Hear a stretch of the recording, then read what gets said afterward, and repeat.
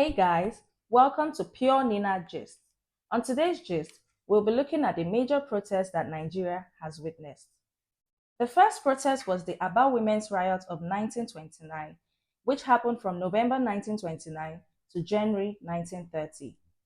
The protest broke out when thousands of Igbo women from the Bende district, Umuahia, and other states in southern East Nigeria traveled to the town of Oloko to protest against the warrant chiefs, whom they had accused of restricting the role of women in the government. The protest encompassed women from six ethnic groups: the Igbo, Ibibio, Andoni, Ogoni, Efik, and Ijaw. They protested also against the introduction of new tax, and they had two goals: to put an end to warrant chief system and the replacement of warrant chiefs with clan heads appointed by Nigerians rather than the British. The protest claimed the lives of 55 people, but at the end, the women were able to transform traditional methods for networking and expressing disapproval into powerful mechanisms that successfully challenged and disrupted the colonial administration. As a result of the protest, the positions of women in society was greatly improved. In some areas, women were able to replace the warrant chiefs, and women were also appointed to serve on the native court. The second major protest was the 1947 Abeokuta Women's Revolt, also called the Egba Women's Tax Riot, which was a resistance movement led by the Abeokuta Women's Union, also known as the AWU, in the late 1940s against the imposition of unfair taxation by the Nigerian colonial government.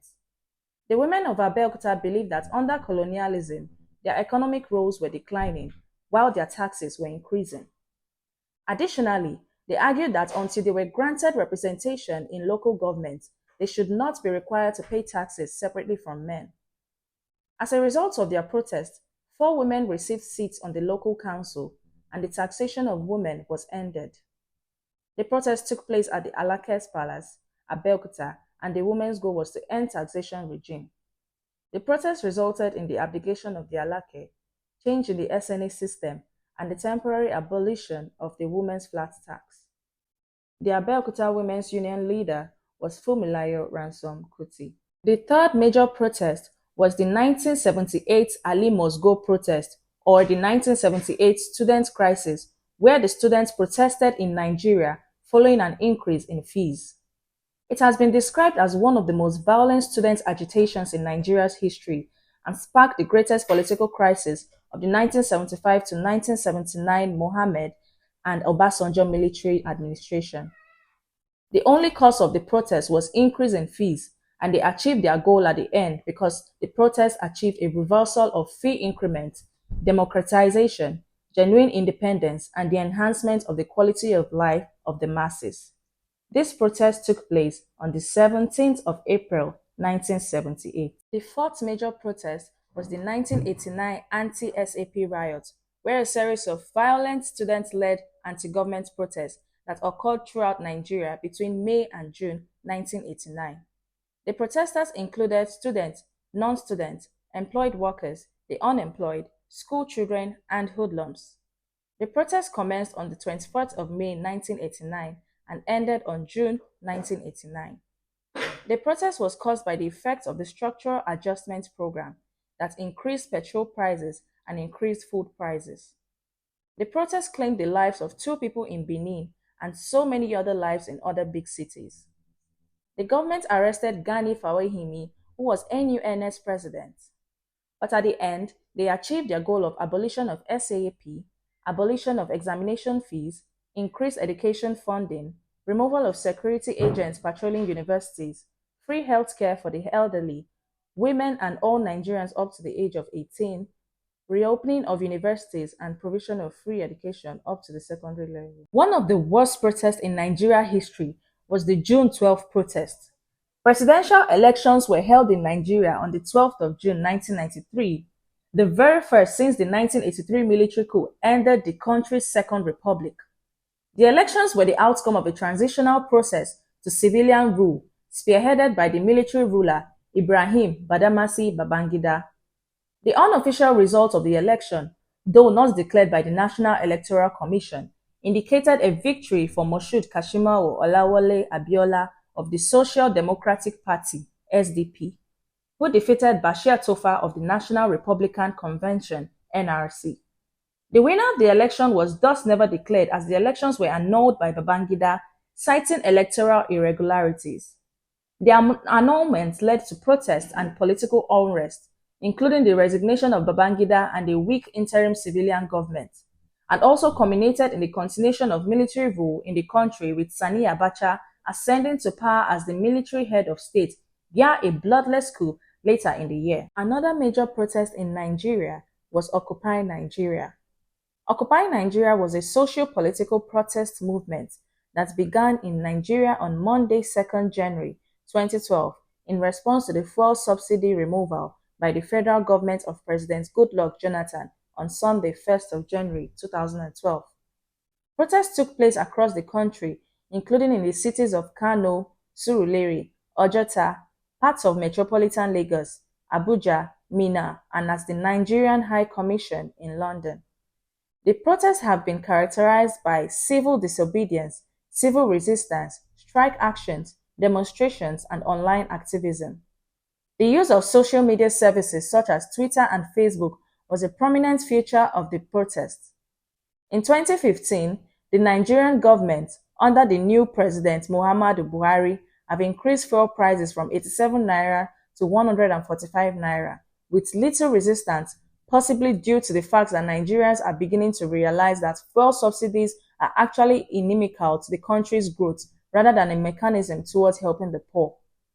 The protest took place from the 2nd of January 2012 to the 14th of January 2012, and Nigerian citizens, both home and in diaspora, participated in the protest. The protest was caused by the removal of subsidy on petroleum products, 120% increase in the price of petroleum, corruption in government and public service, inhuman treatment of Nigerians by government and security agents, and the high rate of poverty. At the end, the goal was achieved. The protest achieved reversing the removal of subsidy on petroleum products, federal government's budget review, cutbacks on politician allowances, reduction of corruption in the federal government and NNPC Limited. Results were achieved, but unfortunately, some people lost their lives. About 16 lives were lost in Lagos, Maiduguri, Ilorin, and Gusau, all shot by the Nigerian police force. Another major protest in Nigeria was the End SARS protest. The Special Anti-Robbery Squad (SARS) was a unit of the Nigeria Police Force under the State's Criminal Investigation and Intelligence Department (SCIID). It was founded in late 1992 as one of the 14 units in the Force Criminal Investigation and Intelligence Department, which was established to detain, investigate, and prosecute people involved in crimes like armed robbery, kidnapping, and other violent crimes. The squad was created as a masked police unit to perform undercover operations against violent crimes like armed robbery, car snatching, kidnapping, castle rustling, and the bearing and use of illegal firearms. SARS had been accused of several human rights violations, illegal stop and searches, illegal arrests and detentions, extrajudicial killings, sexual harassment of women, and brutalizing of young male Nigerians. The human rights abuses were documented in trending videos on social media. In 2017, Nigerian activists, youth, and celebrities across the nation took to the streets in a peaceful protest to spread awareness of SARS brutality and extortions and to demand its disbanding. The protest also moved to social media using the hashtag #EndSARS. A 2016 report by Amnesty International indicted SARS, maintaining that the squad was responsible for human rights abuses, cruelty, degrading treatment of Nigerians in their custody, and other widespread torture. Some of the human rights abuses by SARS included the shooting of their detainees in the leg, mock executions, and the threats of execution, hanging, and physical assault. A 2020 publication by the organization documented 82 cases of abuses and extrajudicial killings by SARS between January 2017 and May 2020. #EndSARS was a decentralized social movement and series of mass protests against Nigerian brutality that mainly occurred in 2020. The movement's slogan called for the disbandment of the Special Anti-Robbery Squad, a notorious unit for the Nigerian police known for its long record of abuse against Nigerian citizens. The protest originated from a Twitter campaign in 2017 using the hashtag #EndSARS to demand the unit's disbandment by the Nigerian government. The movement experienced a resurgence in October 2020 following further revelations of the unit's abuses, leading to mass demonstrations across major cities in Nigeria and widespread outrage on social media platforms. The hashtag #EndSARS accumulated over 28 million tweets on Twitter alone. Solidarity protests and demonstrations by Nigerians in the diaspora and sympathizers occurred in major cities around the world. Notably, the movement was predominantly led by young Nigerians and expanded to include demands for good governance and accountability amidst unprecedented hardship in the country. Within a few days of protest, on 11 October 2020, the Nigerian police force announced the dissolution of the unit with immediate effect. The move was widely perceived as a triumph for the demonstrators.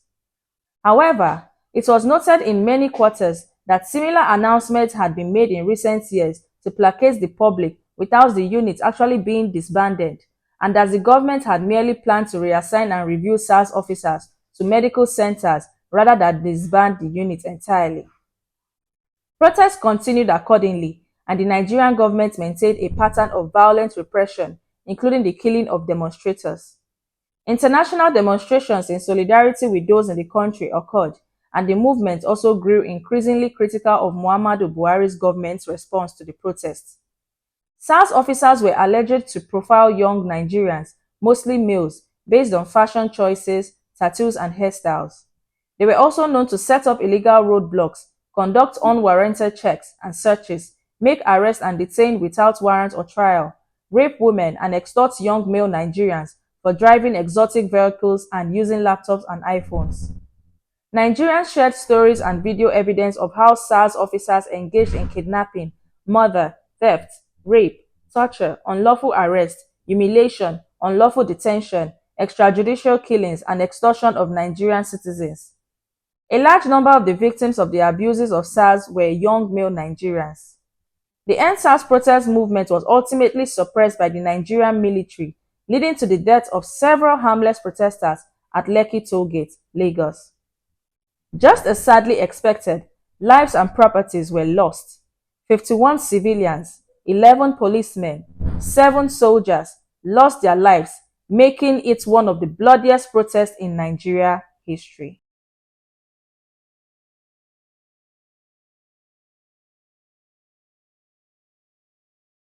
The current major protest in Nigeria is the End Bad Governance in Nigeria, which was slated to start on the 1st of August and end on the 10th of August 2024. The End Bad Governance protest, widely known by the hashtags End Bad Governance or hashtag End Bad Governance in Nigeria, are a series of ongoing decentralized mass protests in Nigeria due to the rising cost of living in the country. The demonstrations escalated on the 1st of August 2024 when a once peaceful protest turned violent after the Nigerian army and police attempted to quell the protest. The protest is caused by economic hardship and bad governance. The goals of the protest is to reverse economic reforms of the Bola Tinubu administration. The protest is still ongoing, and unfortunately expected lives and properties have been lost. Over 16 protesters have lost their lives, 4 protesters have been seriously injured, and 1 journalist and over 1,000 protesters have been arrested.